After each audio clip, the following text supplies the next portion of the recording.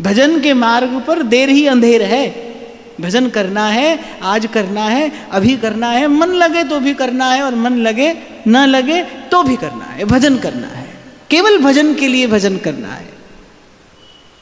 ये भूला बिसरा जीव प्रभु के सन्मुख हो जाए, प्रभु से संबंध जुड़ जाए, प्रभु के चरणों से तन मन की गति रति लग जाए, इसलिए भजन करना है। प्रभु अपने लगने लगे इसलिए भजन करना है। प्रभु मीठे लगने लगे इसलिए भजन करना है।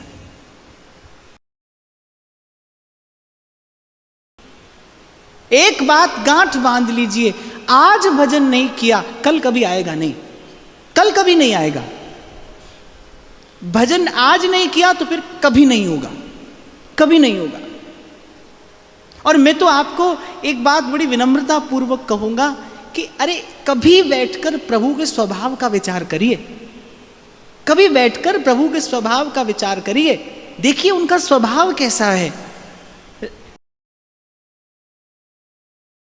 कैसे हरि का भजन करना। हरि का भजन ही आत्म तत्व को बल प्रदान करता है। आप देखो,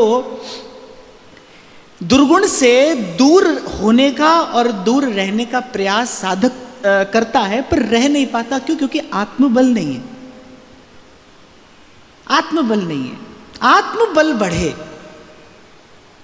तभी मन अपने अपने संकल्प के, शुभ संकल्प के अनुरूप कार्य करेगा। और आत्मबल को बढ़ाने की एक ही विधि है, आत्मबल को बढ़ाने की एक ही विधि है, साधन को हरि भजन है, कै सतसंग सहाय।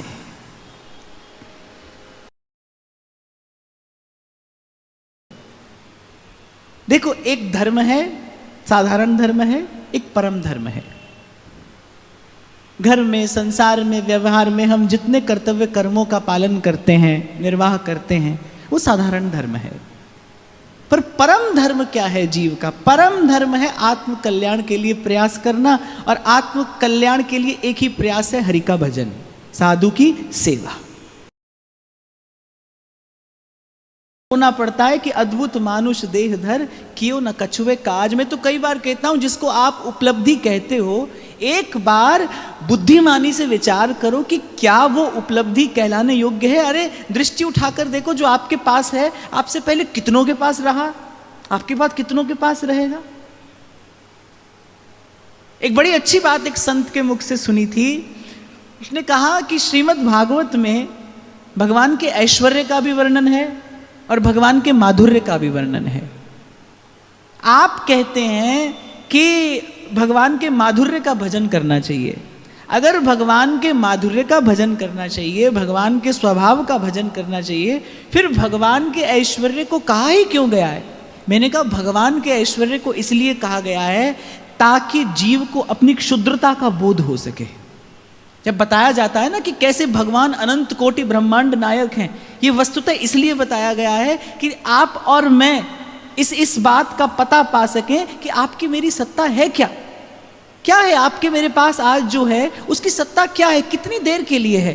क्षणभंगुर जीवन और उससे भी क्षणभंगुर जीवन के साथ जुड़ी कोई भी उपलब्धि, कितना सामान और सम्मान जीवन में आता रहता है और जाता रहता है। खूब प्रयास करते हो आप पकड़ कर रखने का, कसकर पकड़ कर रखने का, खूब प्रयास करते हो आप अधिकार करने का, अंत में दुखी तो पाते हो, अंत में दुखी तो पाया है। संत को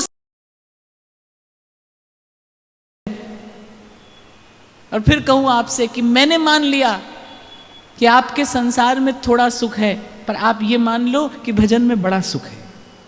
वहां पर थोड़ा सुख है, यहां पर बड़ा सुख है, और एक अवसर आपको दिया जा रहा है चयन करने का। तो बुद्धिमानी तो यही है भाई, जो सुख बड़ा हो, जो श्रेष्ठ हो, जो गरिष्ठ हो, उसी का चयन किया जाना चाहिए।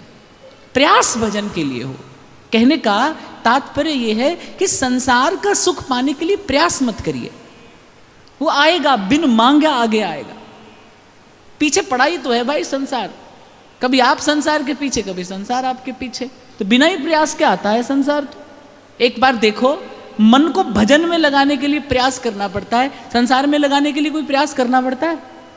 अपना अनुभव बताओ। माला लेकर बैठते हो, सेवा करने बैठते हो, स्वाध्याय करने बैठते हो, क्या मन को संसार में लगाने का कभी प्रयास किया है? लगा ही है वो तो, खूब लगाए, जन्मों से लगाए। संसार को पाने के लिए प्रयास क्या करना। जैसे मन में संसार आ जाता है, ऐसे जीवन में भी संसार बिना बुलाए आ जाता है, आ ही जाता है ही, था, है। और यदि आज नहीं संभले तो ये सदा के लिए रहेगा भी।